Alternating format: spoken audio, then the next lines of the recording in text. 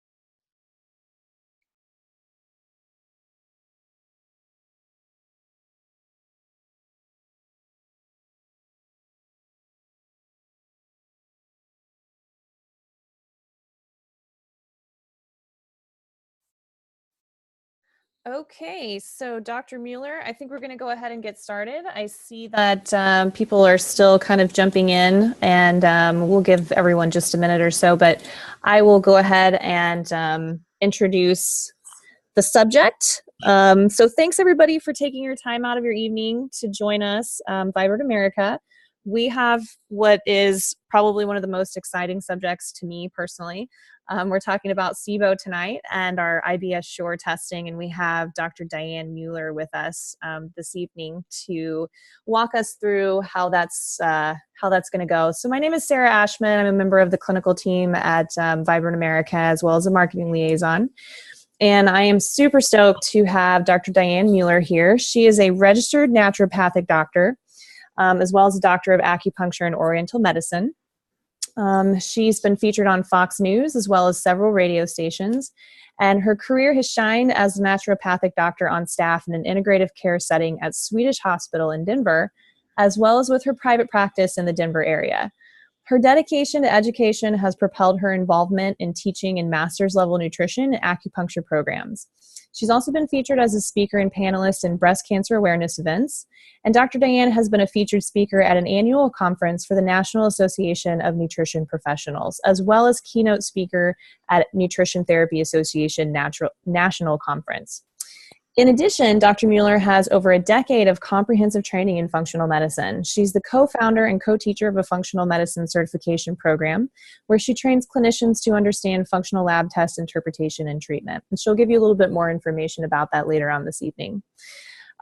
She's going to let you know in today's webinar how to take additional steps to continue training with her.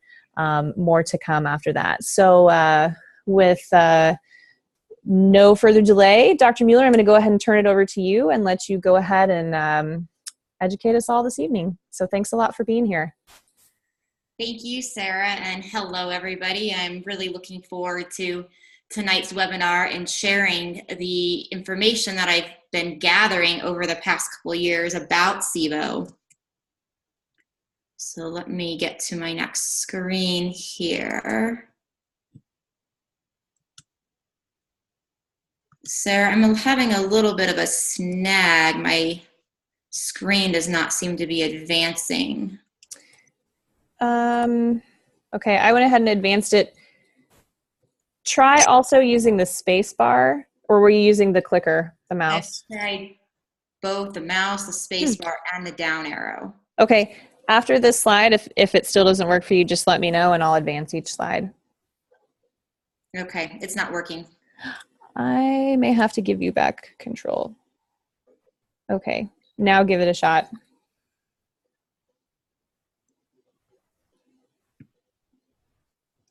Oh, perfect. That's good.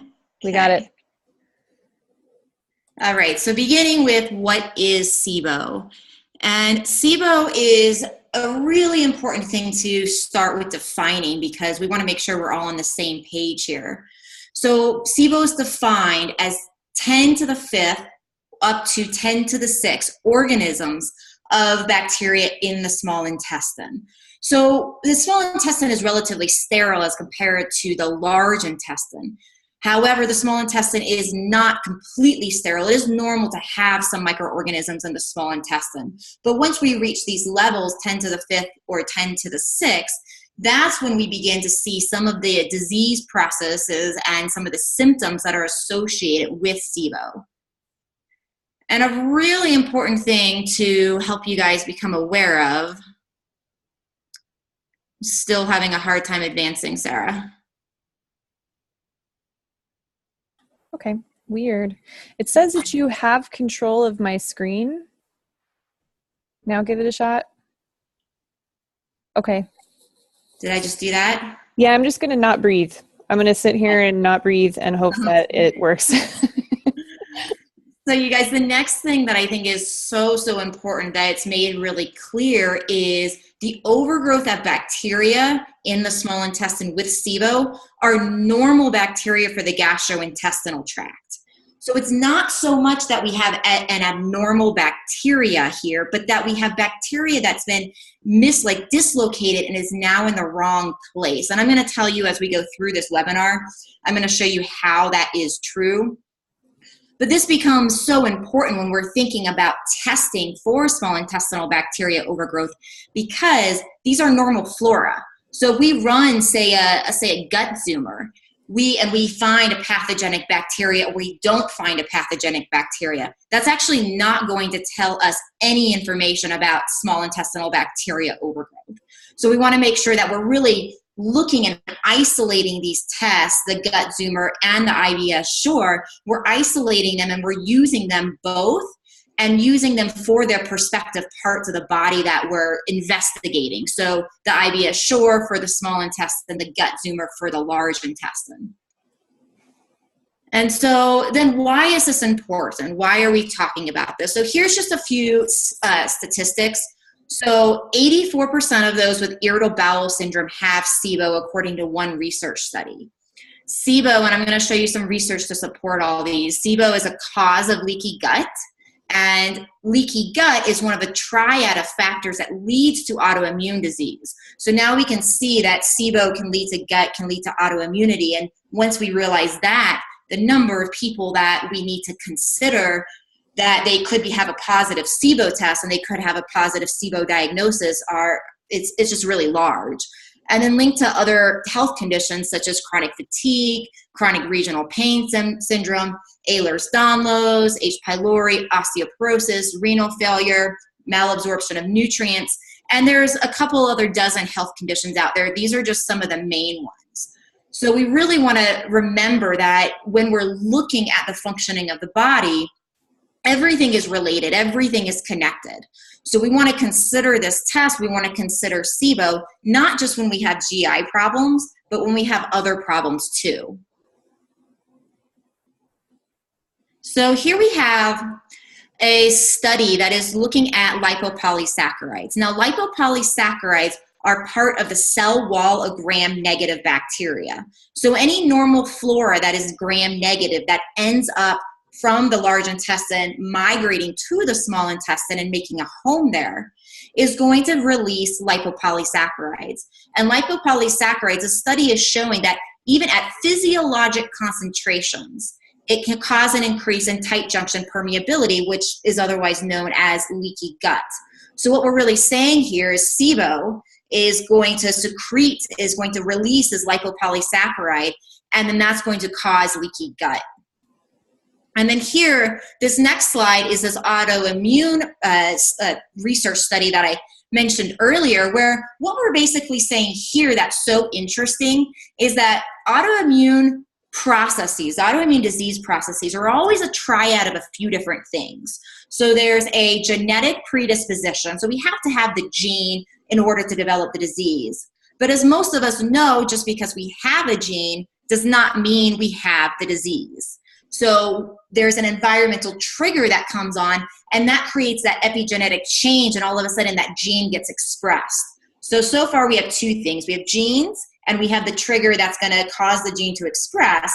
And the third thing is intestinal permeability. So that triad is what we see leads to the development of autoimmunity. And it's so, intestinal permeability is so big here with autoimmunity that what this study was found is that as soon as that intestinal barrier function was restored, as soon as that leaky gut was eliminated, without even addressing the environmental trigger, although we should address that too for good health, but without even addressing that, all of a sudden autoimmune disease goes into remission. All of a sudden markers go down to normal and disease processes disappear.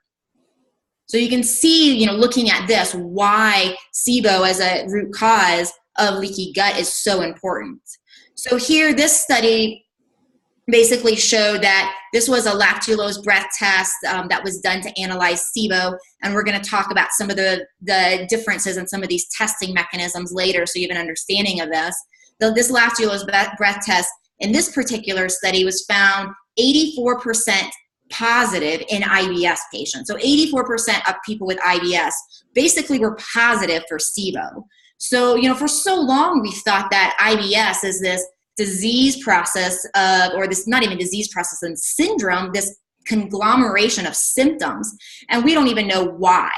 And so now with this understanding of SIBO, we actually can see that SIBO is a root cause of irritable bowel syndrome, certainly not the only cause, but a big player.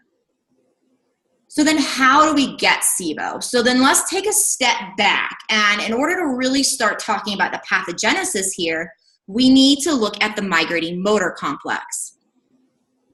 So the migrating motor complex, we're going to start looking at it by saying, up here, we're going to say that we have acute gastroenteritis. So we have some sort of acute infection. We have gastroenteritis type of symptoms, bloating, diarrhea, constipation, a variety of things, but self-limiting. So it's acute, it goes away, and we think people are fine.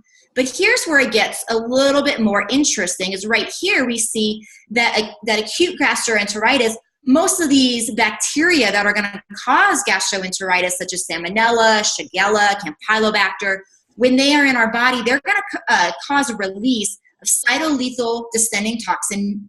And that cytolethal distending toxin is basically going to cause a reaction against something that is known as vinculin.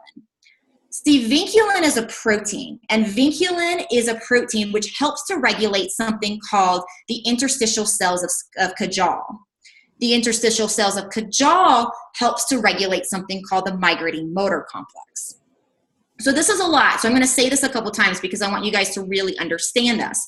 So the acute gastroenteritis, these bacteria are going to cause a release of this cytolethal toxin, and that cytolethal toxin is going to react through a molecular mimicry type of reaction. So we're going to create an antibody against that toxin, and through molecular mimicry, the toxin looks similar enough to vinculin, our body's protein, that all of a sudden our body starts cross-reacting with vinculin, and now we have an antibody against vinculin. Now, that antibody against vinculin is going to damage the interstitial cells of Cajal. The interstitial cells of Cajal regulate the migrating motor complex. So the migrating motor complex, its job is to clear the intestinal tract when we are in a fasting state. So if I have bacteria, the normal flora in my large intestine, if they crawl up to my small intestine, which they do, in health, what happens is the migrating motor complex every 90 to 120 minutes in a fasting state will contract and wash those bacteria out. And so as those bacteria are washed out, they're not making a home in the small intestine. And when they're not making a home, they're not fermenting and causing SIBO.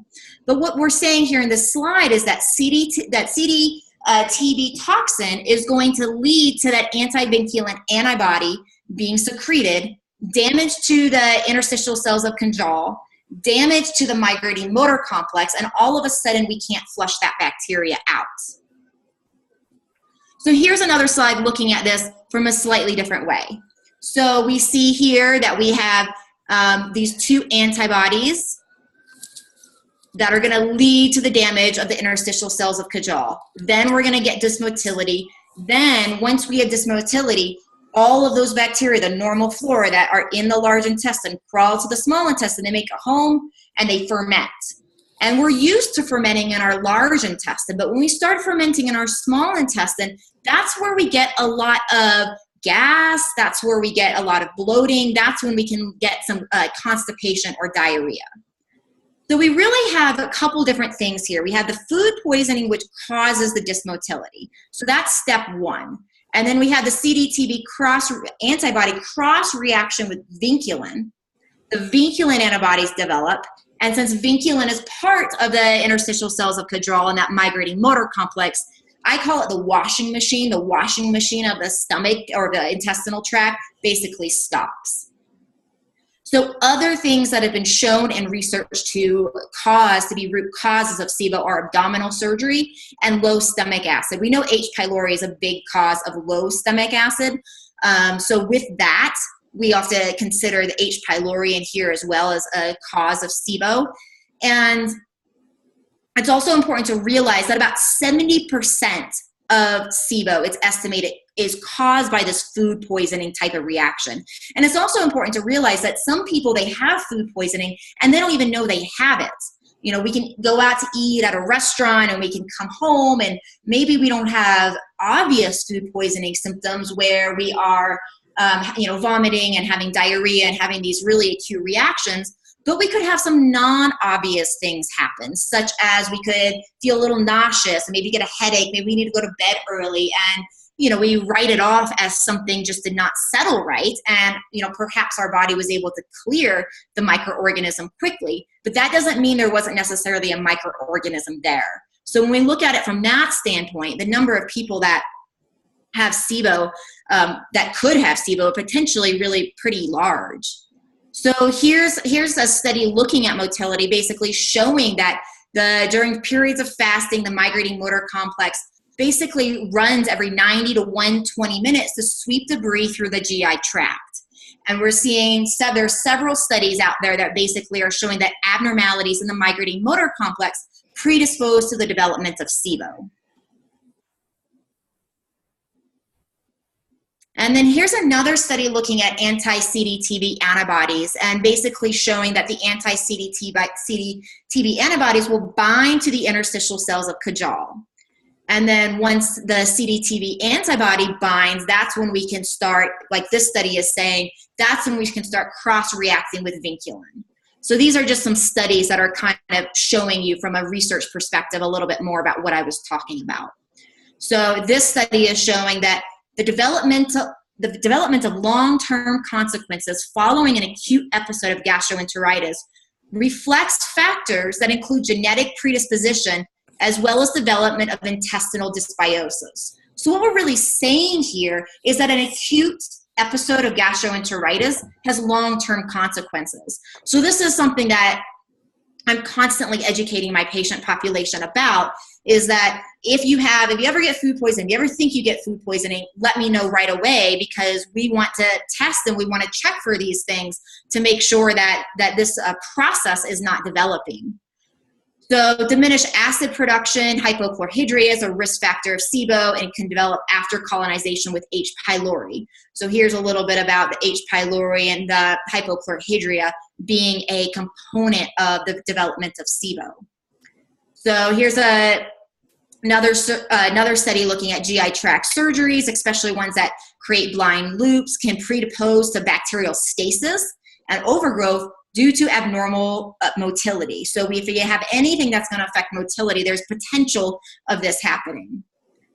So when are we going to test? So these are the main reasons why I would consider testing. There's others, of course, like anything in medicine, it's never completely simple.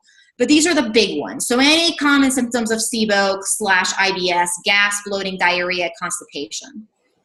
Autoimmunity, food poisoning, any history of abdominal surgery. If anybody has any of these things, for sure test for SIBO. Ehlers-Danlos is really interesting. It's interesting the connections we've seen. There's not tons of studies on this, but there are a couple that are showing links between SIBO and Ehlers-Danlos. And then osteoporosis, which is likely, in my perception, probably due to a leaky gut and a malabsorption type of scenario that occurs when we have intestinal inflammation. Okay, so here's getting down to some really interesting nitty-gritty. So the number one clinically way that we have seen that is surefire, the best way to test for SIBO is a duodenal aspirate. But who the heck wants to send every patient that needs a SIBO test in for that? It's invasive, it's expensive, it's just not clinically very doable. So although that's a really great test, it's really not accessible for the amount of people that we need to test for SIBO. And then the two that are most talked about on the market, one is the glucose breath test.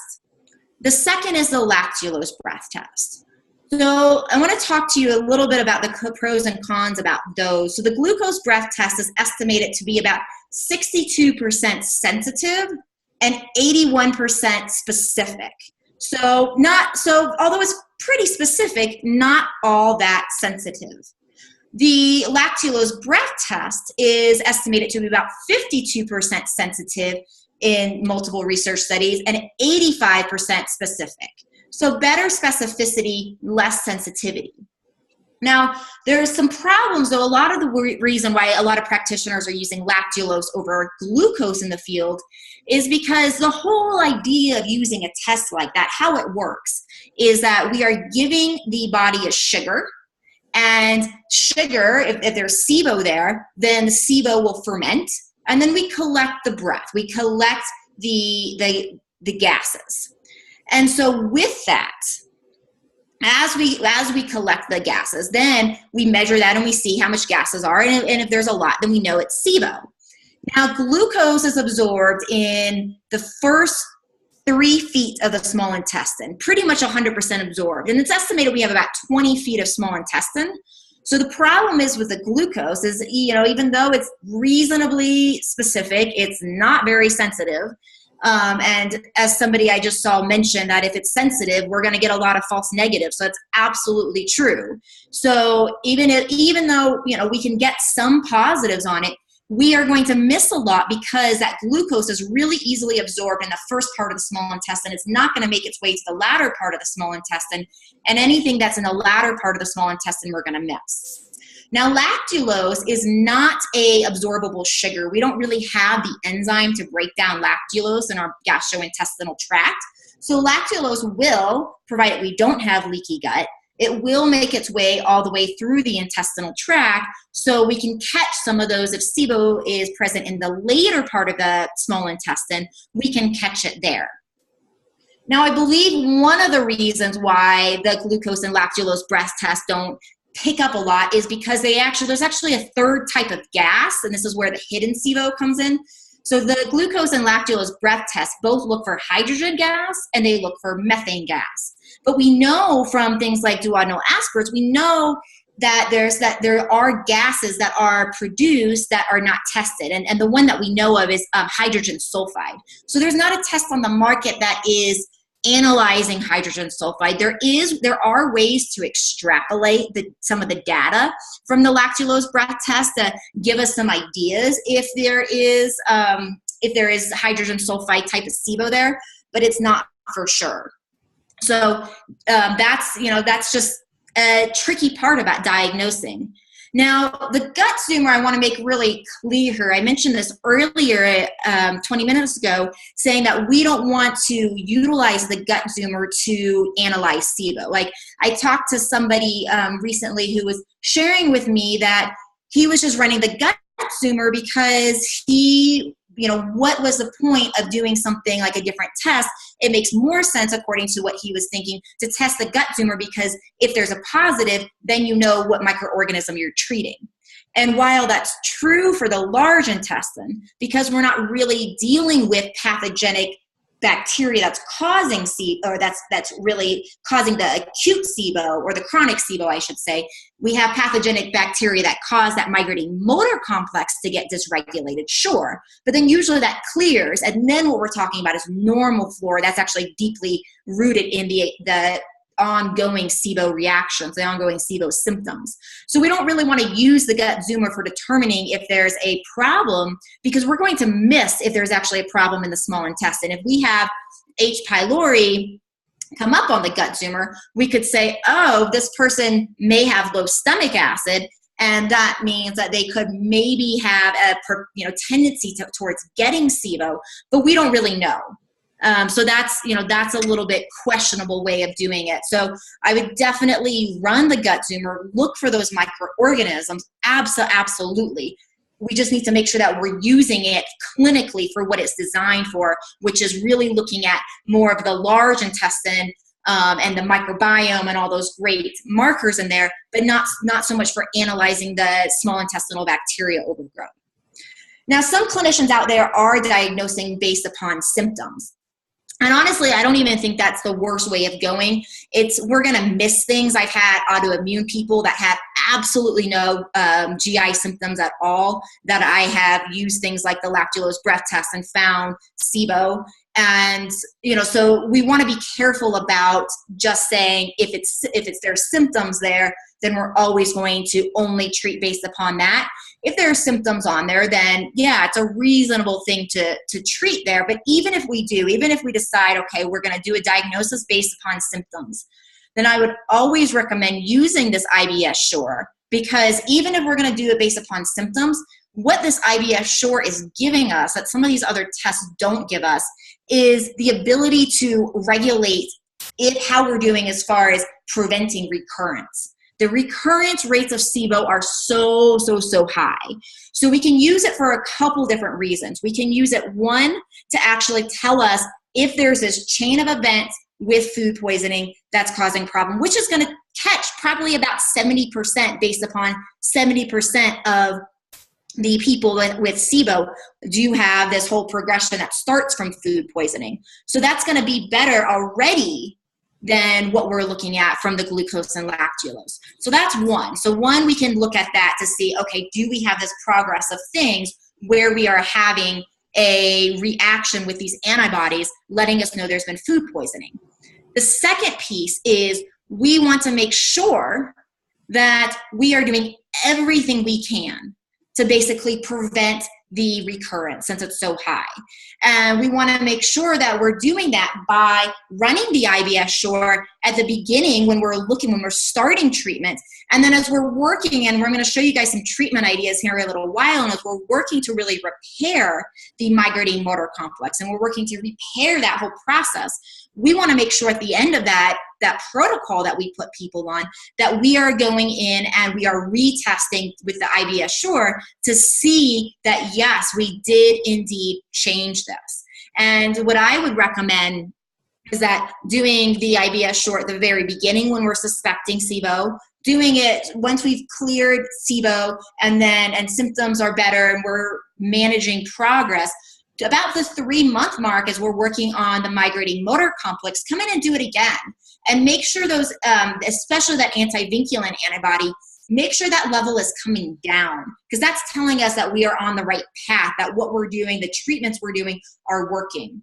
And then again, say about 6 months. Most of the time I find that it takes about 6 months to really reset the migrating motor complex. So that's what I would recommend, is around that 6-month mark, doing the IBS Sure again, so you can really determine that this person is clear of any sort of vinculin antibodies, so that we can be safe to basically send them out into the world. And we know that their likelihood of getting recurrence is pretty low unless they get food poisoning again. So I'm not even saying, just to be clear, like with all of this, like we can use a combination of a variety of things. We just want to make sure we know the positives and negatives of everything. And I think that's where this test has just so much advantage over some of these other things on the market, is because we are catching more things because of the great sensitivity and the amazing use of the microchip with analyzing these antibodies. And then we're able to evaluate the process of the migrating motor complex. So this is just to kind of drill this home for you guys. So we have a toxin released from the food poisoning. It's that cytolethal descending toxin B, molecular mimicry. Now where our body, our immune system's confused, we're going to start attacking vinculin and make antibodies to vinculin. Then vinculin disrupts those interstitial cells of Cajal. So Other things that the IBS sure is going to do, so we're saying if it's positive, it's helping us identify an infectious cause of SIBO. It's helping us evaluate the MMC function. Other things to know about is that the antivinculin antibodies will just help us distinguish if we're trying to determine if somebody has IBS or IBD. So elevations of antivinculin have been shown to be correlated with IBS, not IBD. A little bit more common with IBS-D than IBS-C. So we see that a little bit more leaning to the IBS-D, although I have seen both. But definitely a great marker if we're trying to determine if there is, Crohn's or ulcerative colitis going on. This can help us distinguish between those and, hopefully help avoid things like colonoscopies. So this is just a case example of what we're looking at. So we see here in this example, we see this antivinculin antibody. Here is 11, previously 25. So we see, and this is what we're looking for to happen at that 3-month mark after we've been treating, and definitely by that 6-month mark that we should really see these things returning back to normal. We see the cytolethal distending toxin B at a 30 go down to now a 6. So in a situation like this, we're really, really close to the end, and something that sometimes practitioners that I train will ask me is, do we need to continue treatment at this point? Do I need to ask the patient to pay money to retest? And what I tell them is absolutely. Because this recurrent rate is so high. This is a really exciting test. Like, look at these changes. These are amazing, amazing changes. However, we don't want to leave somebody in this state, and we'd way rather say, let's continue treatment, let's invest in that retest, than start all over at the beginning because we didn't do our diligence and make sure these things were cleared. And then all of a sudden, when these things aren't cleared, then we have the ability for SIBO to just return back, which is really, quite frankly, like one of the main things some of these other tests are missing, because they are not able to go through and say, how are we doing? Like, are we really creating a change in people that is so deep that we can have them successfully move out into the world and knowing that it's not going to come back? So treatment questions come up a lot. So I want to go through some of the pharmaceutical things and then as well as some of the herbal things. So pharmaceutical, we treat a little bit different if there's constipation or no constipation. So without constipation, meaning no constipation or diarrhea, we do rifaximin, or Xifaxan is the generic, at 550 milligrams TID times 14 days. Now, if you try that protocol, the rifaximin at 550 milligrams here, you try that and somebody has constipation, it's probably not going to work. And I don't use a lot of pharmaceutical. I tend to use more herbal. I'm going to show you a study that shows that herbal actually performs better than pharmaceutical. So it's been pretty rare that I've used pharmaceutical, but I have seen people come to my office that have been treated by other docs for SIBO, and it's very clear that they have constipation, and they were just given rifaximin and they don't feel better at all. Because with constipation, the constipation is letting us know that there's a different type of microorganisms. They tend to be more methane producers as a whole, and we really need a second prescription in order to really clear the SIBO. So if they have constipation, definitely get them on the rifaximin, and then also add neomycin at 500 milligrams BID for 14 days, or metronidazole at 250 milligrams TID for 14 days. And then herbally speaking, so this is the study I'm talking about. So this study is basically showing that 46% of those who received herbal therapy, this was using the lactulose breath test, so 46% had a negative follow-up versus 34% of the rifaximin users had a negative follow-up. So, basically in this study, herbal therapy performed 12% better.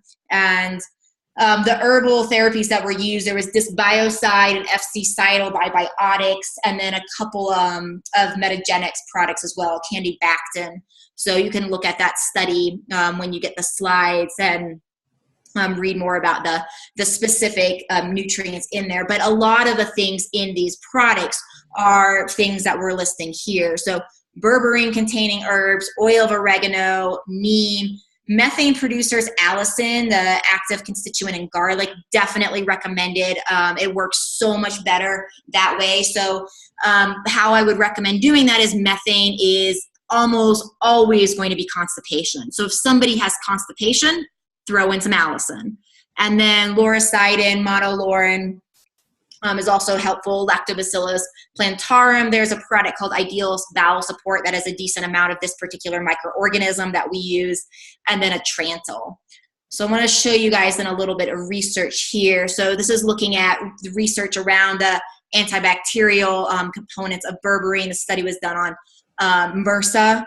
And in addition to the antimicrobial, berberines also have biofilm, or berberines also help with biofilm breakdown. And it's a little bit debated in the field if the microorganisms that are involved with SIBO actually produce biofilms. It doesn't feel to be clear in research yet, but there's definitely potential there. And we're learning more and more about SIBO every day. So having something that has a side benefit of breaking down biofilms is definitely going to be a benefit, just in case what we're seeing in the research that's saying, yeah, there's potential that this is true, actually is true.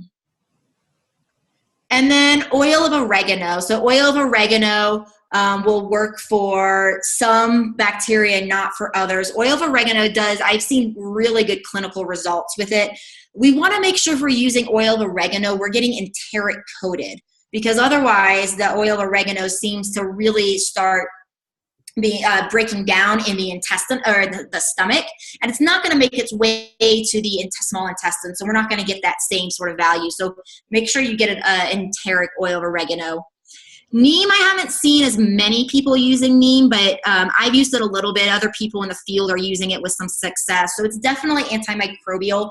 I would definitely not recommend using neem as a standalone. It seems to be certainly best in combination with other antimicrobials. So here, this is looking at Lactobacillus plantarum, and one of the reasons, the study is looking at a couple other microorganisms too.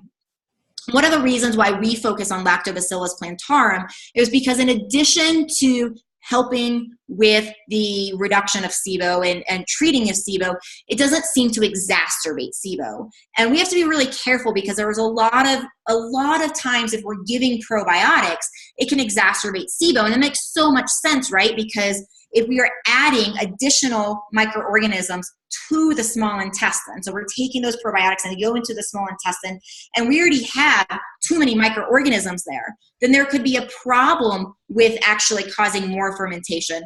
But Lactobacillus plantarum seems to work really well, and it is anti-SIBO.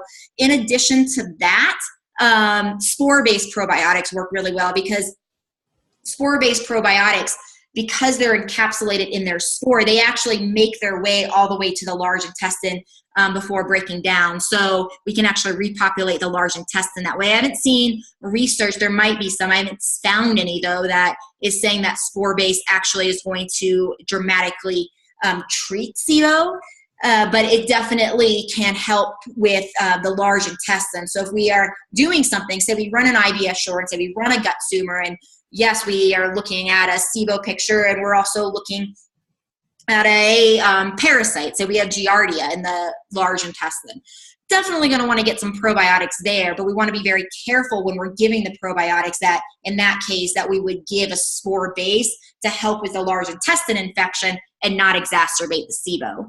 And always go slow with, I would say, any spore base, just in case, because people can really, if they do react, although they don't tend to with the spores, but if they do, it's really uncomfortable.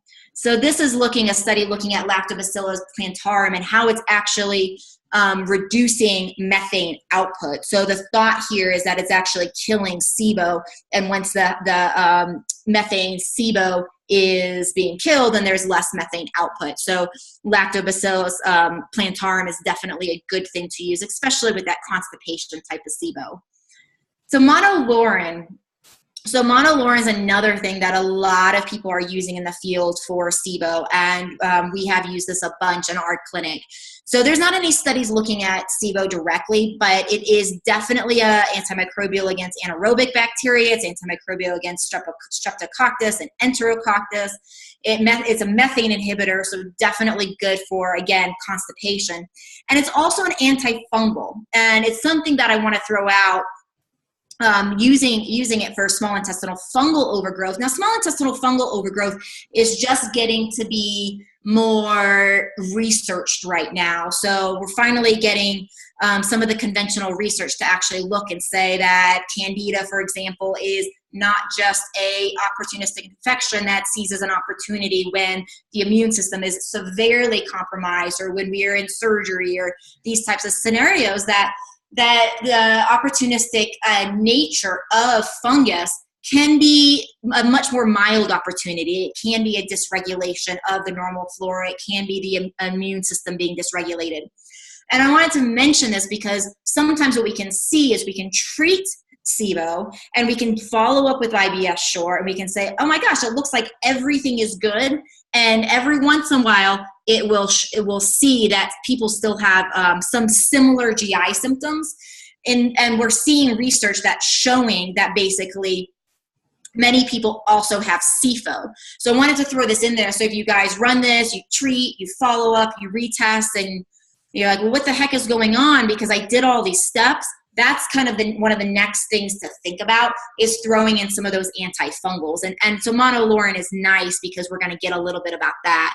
So it's bactericidal to Staph aureus and to a couple other organisms, not so much E. coli here. And then we're seeing some other bacteria that basically monolaurin helps with, so streptococcus, enterococcus. And here we're looking at biofilms. So monolaurin has the ability to bust down biofilms, very antifungal against Candida. So there's some of that SIBO.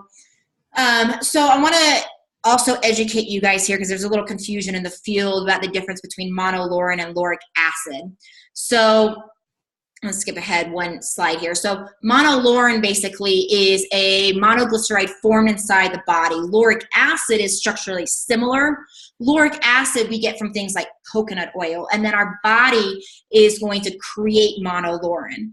Now, the reason that's important is because we see research that shows when we actually are using monolaurin and lauric acid together, they're going to create a stronger antimicrobial. So there's products out there such as lauricidin is the one we use, which is a monolaurin product on the market. But because of this research saying that, hey, they work synergistically together, even though they are very structurally similar, they work better when they're taken together. Anytime that we are going to supplement somebody with some monolaurin, we'll always have them take it with coconut oil to increase the strength. So some of how monolaurin works is it's changing the cytoplasm of the bacterial cells so our immune system can attack them better, increases T cell proliferation, blocks the expression of inflammatory chemokines and cytokines. So now this whole inflammatory chain of communication is shut down.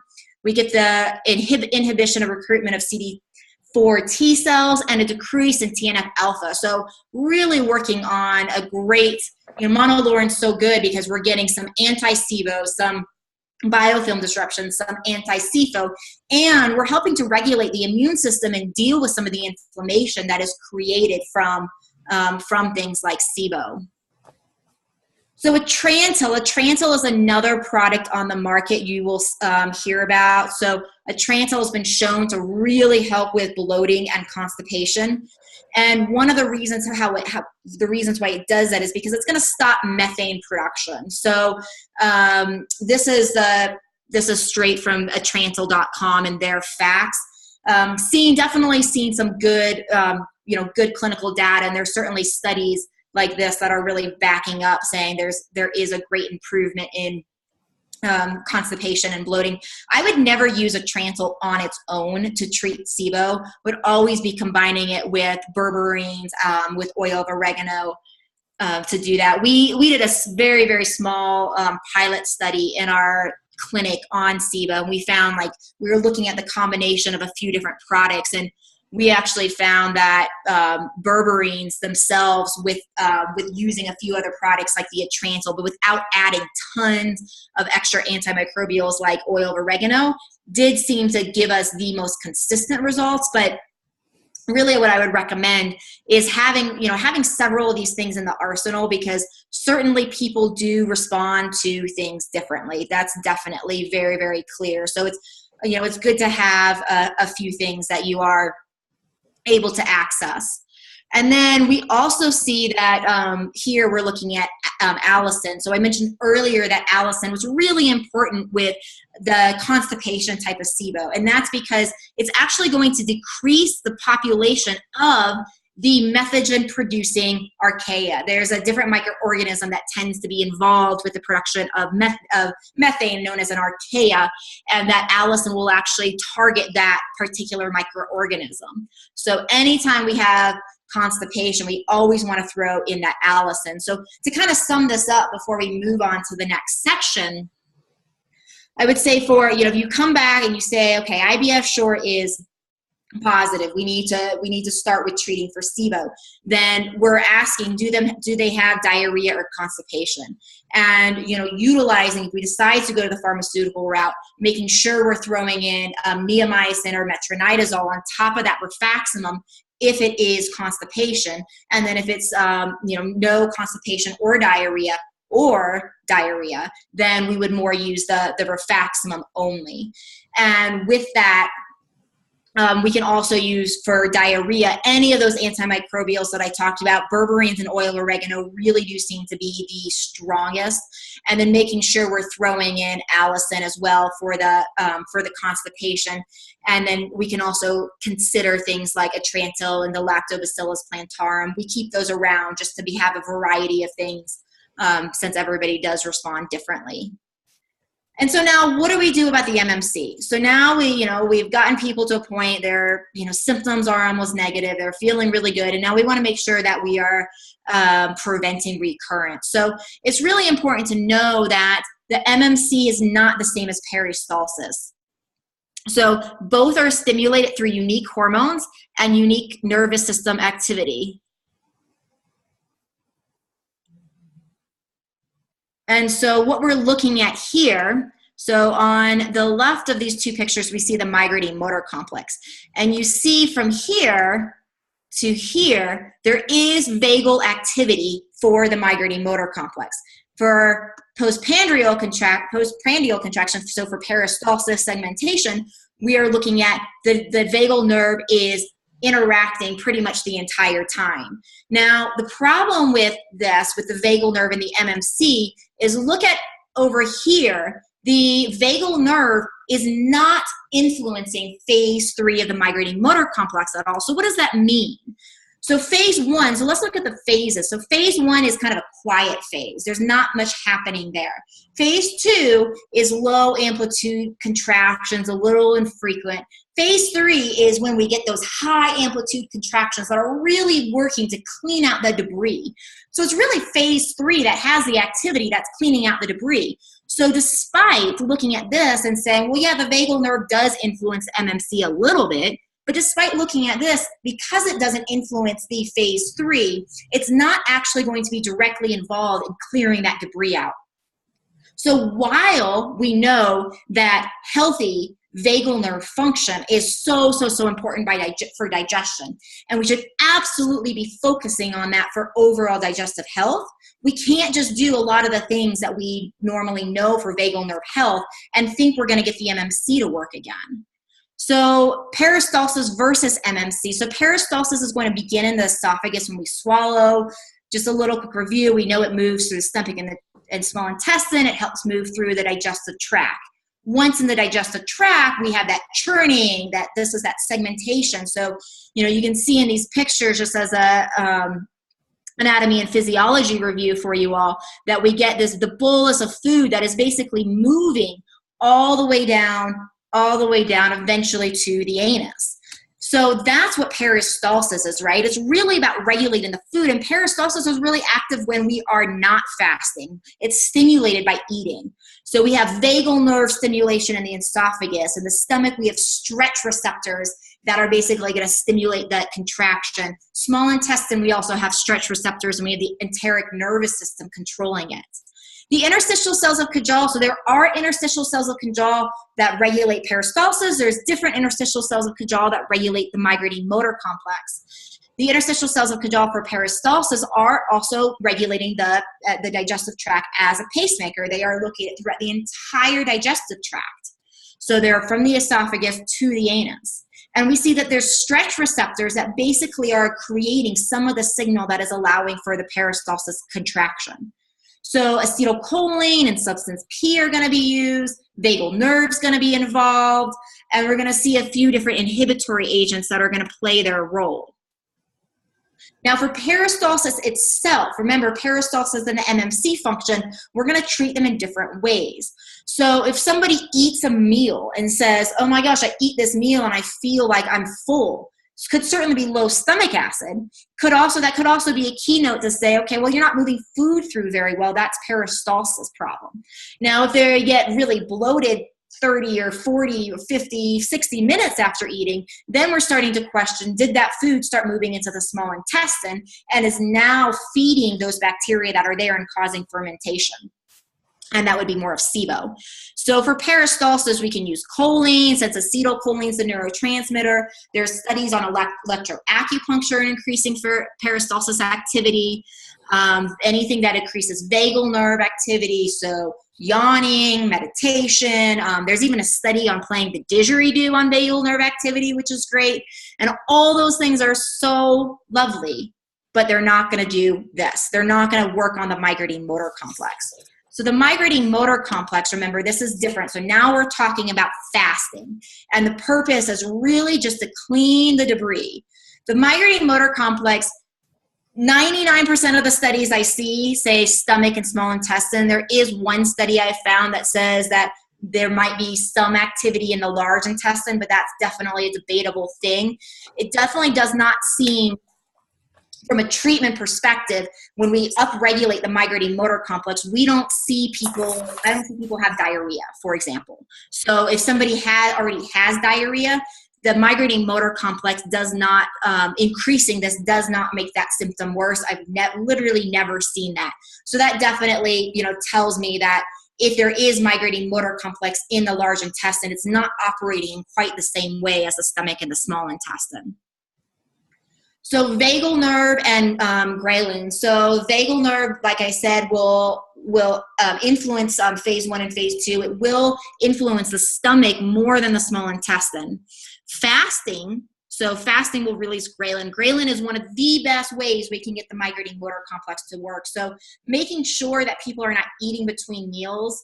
If we're dealing with a child, obviously that's hard. And I guess I should throw in here too that that's another, I feel like, great clinical utility of the IBS Sure, because it's going to be a lot easier to get a child to draw blood, as much as that is still challenging, than to breathe correctly in those breath tests. That's really pretty impossible for children to do. So it's another great clinical point of this particular test.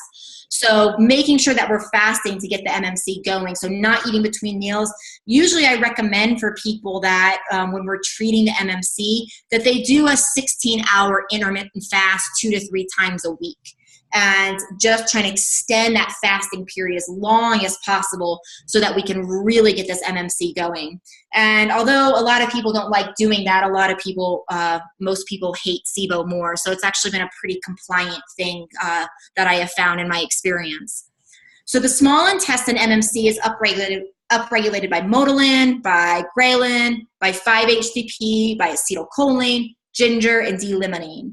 So, some of these hormones are not super easy to say take, but we can work with the MMC through these other ways. Downregulation is through somatostatin hormone or through food poisoning, as we mentioned. So pharmaceutical treatment, there are a few things that have been shown to to upregulate the MMC. So low dose erythromycin, 50 milligrams at bedtime. Low dose naltrexone, 2.5 to 5 milligrams at bedtime. Prucalopride, 1 to 4 milligrams. Any of these things can really, really help. All of these are taken on an empty stomach, and all of these are taken for about 3 months. So pharmaceuticals tend to be used a little bit less long as some of these herbal medicines. And then from an herbal treatment, ginger, 5-HTP, D-limonene, Modal Pro, iberogast, Free the MMC. Free the MMC is our product that we've created. We like Chinese herbs, using some Chinese herbs. We source them from Taiwan because they're cleaner. They have better organic standards in Taiwan. And the extract for some of the herbs is about 5 times stronger than Western herbs. So we've created a product that's ginger predominant. That if you want information, we can always help you and ship you some of those too if you're interested in using any of that. And then ginger, so we see ginger here. This is a study looking at ginger on phase 3. So ginger basically will affect phase 3 of the migrating motor complex. And that's obviously super good because that's what we're looking to affect here. So this is looking at looking at drugs that are 5-HTP agonists and showing that they are effective for increasing migrating motor complex. And then Modal Pro is a product by Pure Encapsulations that I absolutely love. I've had great results with it. These are the ingredients in it. The challenge with Modal Pro is that it can sometimes, the ginger in it is something about how it breaks down in the stomach. Sometimes people can feel like this burning sensation in their stomach that isn't super comfortable. So, you have to caution people about that. Always do no matter what treatment you're doing for the MMC, whether it's herbal, whether it's pharmaceutical, you always, always, always want to do that at bedtime. So once a day at bedtime is how we dose any of these. Iberogast is another thing, another product that's come up more. Iberogast has been shown to reduce symptoms more than placebo as far as IBS. Some people are using it for the treatment of SIBO. It's just another thing to consider. And then we're using Free the MMC. Like I said, we haven't done research on this product, but we have good results with it. And then D-limonene, there's not tons of research on it for the MMC, but we have colleagues that are using it and having great success with it. So just wanted you to have another option there. So making sure additional treatment ideas, making sure that we're fasting at least 4 to 5 hours between meals. Consider intermittent fasting if blood sugar is stable enough. Obviously, if we're having a blood sugar issue or even sometimes a thyroid issue, sometimes fasting can worsen a thyroid condition. So, we want to be careful about that, which is why we have addressed the thyroid here. And then, monitor for SIBO recurrence. So making sure we're using the IBS score to test and make sure that we truly understand when we are done with treatment. I really think that no matter what we're doing clinically, retesting is so, so, so huge. I see people come in that told me that they had an H. pylori infection, for example, many years ago, and they'll come in, they never had any resolving of symptoms, and I'll test them and they still have H. pylori. So, no matter what we're doing, I think making sure that we're retesting is super, super important. And I think that this particular test is one of anytime we're going to retest, we should always retest, but this one is an especially important retest because of how high these recurrence rates are. And, people get so bloated and so uncomfortable with SIBO. So then just to talk to you about diet a little bit. So we see here, this is a study that basically showed that patients everybody was treated with rifaximin in the study, but some patients were giving partially hydrolyzed guar gum at 5 grams per day for 10 days. And they basically had about a 25% better clinical resolution rate of SIBO. So why guar gum? Guar gum is something that is say, non-SCD compliant. So that specific carbohydrate diet is really based upon where carbohydrates break down in the intestinal tract. So the idea with this SCD diet is that if carbohydrates break down higher in the gastrointestinal tract, like the stomach, then they're going to be broken up down that by the time they get to the small intestine, they're not going to feed SIBO because they've been broken down so much. So with a partially hydrolyzed guargum, that actually will feed SIBO. So it's basically not specific carbohydrate diet compliant, meaning it's not going to break down in the stomach as a sugar, and it's going to make its way to the intestinal tract, and it will feed SIBO.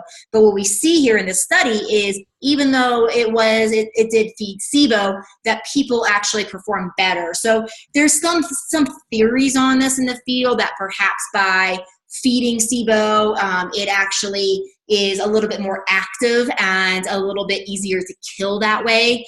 That's just theoretical, but definitely some research data that's showing that it's not necessarily diet that's going to do anything. So in general, where we're at and where many of the leaders in the field are with diet is that we give the diet based upon what patients can tolerate. So there's not research showing that low FODMAPs or SCD improves clinical results. However, some people do get a drastic improvement with symptoms. And so generally the way we tend to do things is we tend to give these dietary recommendations to people in order to help improve their symptoms sooner than later, and then allow them to basically start testing themselves and trying different foods, so they can say, oh, this food, that when they tried it, that they were actually noticing that it did affect them or did not affect them. So, using the SCD FODMAP as a guideline, but then just basing it upon symptoms for there. And then, another consideration based upon that study is giving people, while we're giving treatment, giving them 5 grams per day of guargum. So, and then always want to emphasize, in addition to the MMC, post-treatment, we really want to do a couple different things. We want to make sure that we are not just focusing on things like probiotics, once it's safe to give probiotics again, but we're really focusing on prebiotics. We see research that shows that probiotics, we can give probiotics for periods of time, test the microbiome prior, and then remove the probiotics, test the microbiome after, and we actually don't see change in the microbiome. But when we do see change in the microbiome, it's really with the prebiotics. So, making sure that we're using, inulin and fructooligosaccharides and some of the other great prebiotics resistant starches on the market, and then repairing the leaky gut, because remember, lipopolysaccharides can cause leaky gut. And I've seen, even though lipopolysaccharides are part of gram-negative bacteria, and that doesn't count for all of SIBO, there's research out there too that says gram-positive bacteria can also cause leaky gut. So the chances of us having leaky gut is there no matter what. And luckily we have the great intestinal permeability panel within the wheat zoomer that can also start to allow us to see, is there intestinal permeability, and then are we able to, and then we should follow up after doing an intestinal permeability treatment too, to make sure that's healed. So hopefully you can start to see how we can utilize this with the gut zoomer and the wheat zoomer to really build a very, very strong platform of understanding for what is going on in the patient and how it's affecting their intestines, how it's infecting both the small and the large, if there's intestinal permeability, if we have to worry about recurrence. So that's what I have for you guys today. I do have some time to stay on and answer a few questions. So Sarah, can you help me with the questions, please? Yes. Okay. So I don't think you have the same screen that I do, but so this is the point where anybody listening in, if you do have a question, you can type it. There should be a little Q&A box for you that you can press. You can type your question. So Dr. Mueller, we have 2 that are typed in, and then we have some that are in the chat box. First one is, which lactobacillus aggravates SIBO? So I would be concerned about any potential lactobacillus other than Lactobacillus plantarum. So and I say that because And I say that with caution, not that I've researched every single species of lactobacillus out there, but that Lactobacillus plantarum is the one that I've seen that does not. So I would exercise caution around any of the other ones, because I have seen people react to like a general Lactobacillus product. But definitely plantarum seems to be safe. Great. Okay. And then have you found a good PHGG product that you like? PHGG. What does PHGG stand for? Oh, the fiber. You're talking about fiber. Yeah. The guar gum. Mm-hmm. Honestly, I'm just using things like Bob's Red Mill. So that's what I've been using in my clinical practice. It's just Bob's Red Mill. Cool. And then I'll throw out there on the Lactobacillus plantarum, and I totally spaced on this one.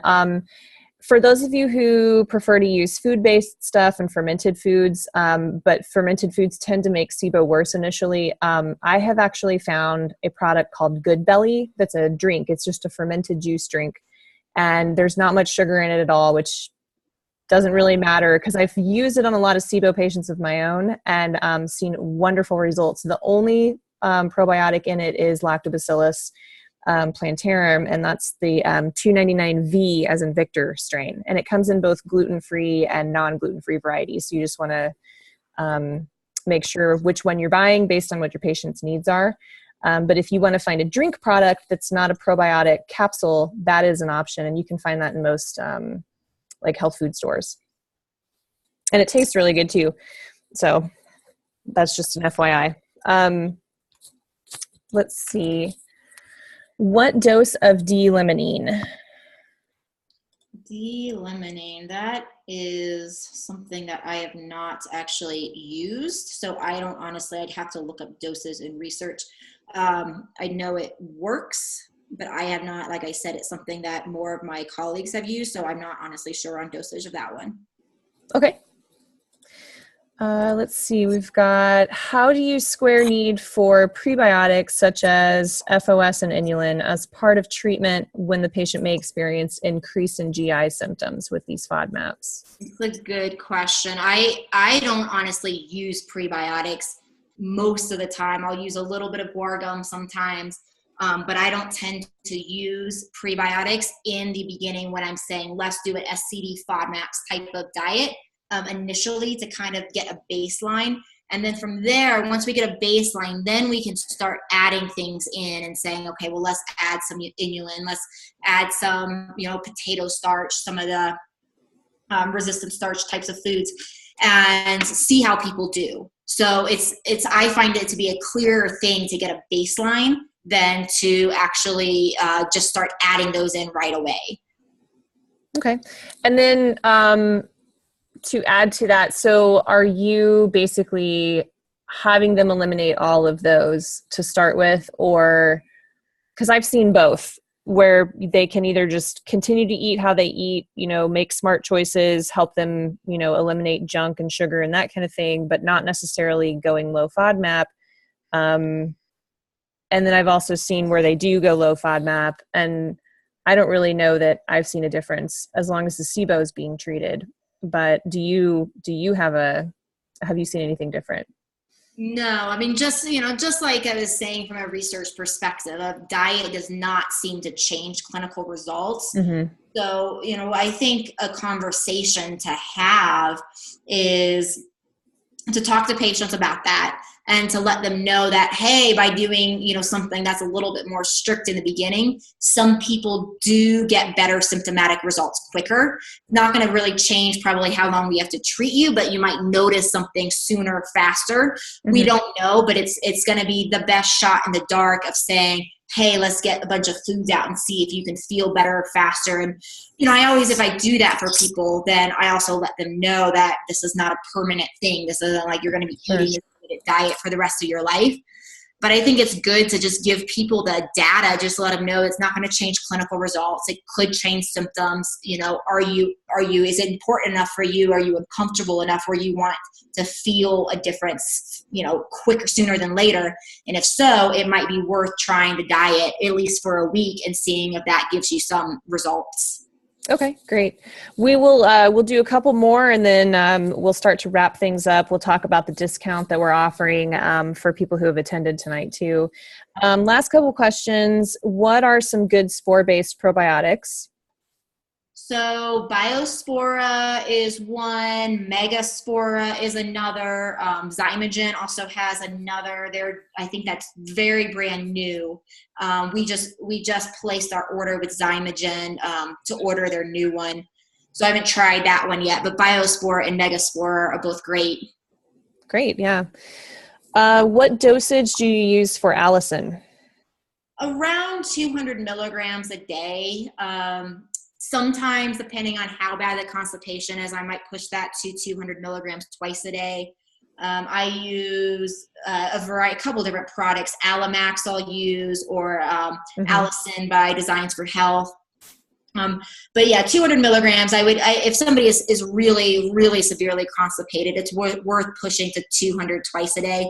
They're probably at that dosage going to burp up garlic, and they are probably at that dose going to sweat out garlic when they are, exercising. But that can be worth it for some people. Yeah.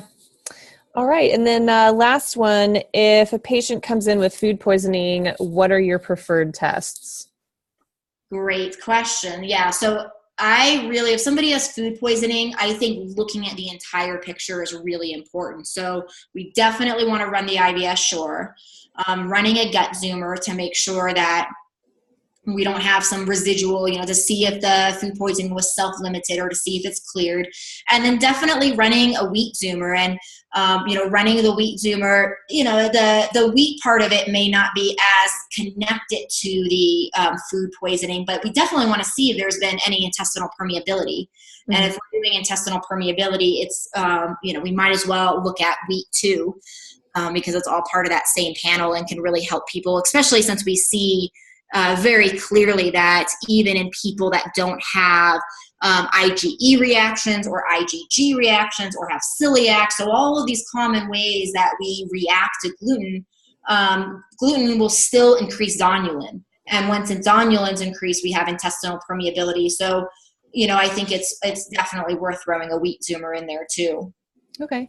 And then also to add to that, if the patient is actually experiencing acute symptoms of food poisoning, as in possibly the microorganism is still present, the gut zoomer may not be the best one, but the gut pathogens test that we just released a couple months ago, that might be a little bit better. However, and I know this is a little confusing, you can do the gut zoomer and just add the pathogens, which would include, obviously the pathogenic bacteria that are already on the gut zoomer, but then we've also got candida, parasites, and viruses, just in case what's causing their food poisoning is not bacterial in nature and might happen to be one of the various parasites or viruses that are out there. So that's just, and then yes, I see somebody asked about gut pathogens. It is PCR. That is based on the microchip. It's a DNA-based test.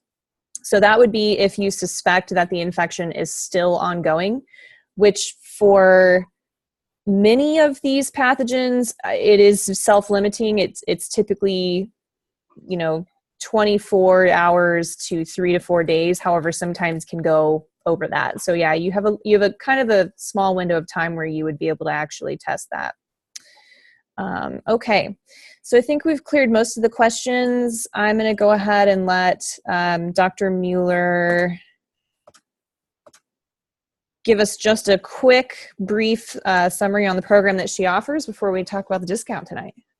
So I just want to thank you, Sarah. I just wanted to let everybody know that if you're enjoying this, this training, this webinar, one of the things that I do, I work in my clinical office half-time, and the other half-time I spend in training practitioners in functional medicine.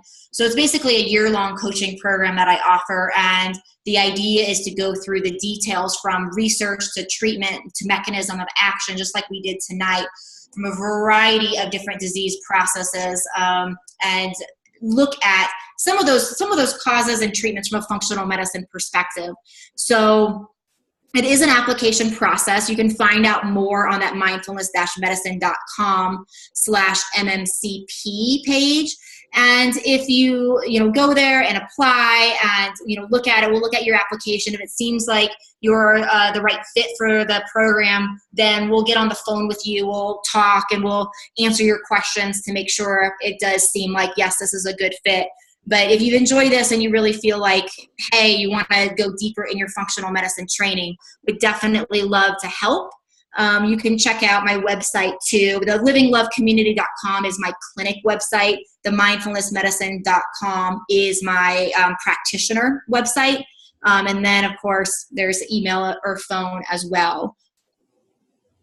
Great, thanks. So additional, questions about this.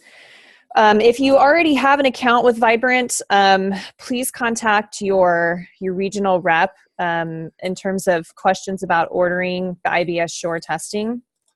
Let me try to advance this. If you don't have an account, there's some information on this slide about how to contact us to set up an account. If you attended the webinar tonight, you do get a 20% discount on ordering the IBS Shore test for yourself if you have not already had IBS Shore test performed. So just know that if, in the directions on here, what you would essentially do if you already are a current account with your wellness requisition form in the bottom, you would, however you're doing your billing, whether it's clinic bill or you want to pay, you would include the words webinar IBS Shore 20 down there to make sure that we know that you attended, and we'll reference that with the webinar attendees, obviously. You have up to 30 days after the date of the webinar to get that discount. It's only on IBS Shore and it's only on yourself, so we can't extend that to family members of attendees or providers, essentially. If you don't yet have an account as a provider, you can sign up for one by contacting us through support, our physician services department, and that phone number there is 1-866-364-0963, as well as you can email support@vibrant-america.com to set up that account. Any additional questions that you have about IBS Shore, if you have already run one, you can also contact your regional rep, or you can contact support at Vibrant to set up a consult with our clinical team members to go over the reports that you have if you have questions about them. And then we encourage you to just reach out with any additional feedback. If that is it, I will go ahead and wrap this up for the night. I want to give Dr. Mueller again one more giant thank you for her time, for helping us out. And thank you for everybody who tuned in. Have a great evening, everyone. Thanks, everybody.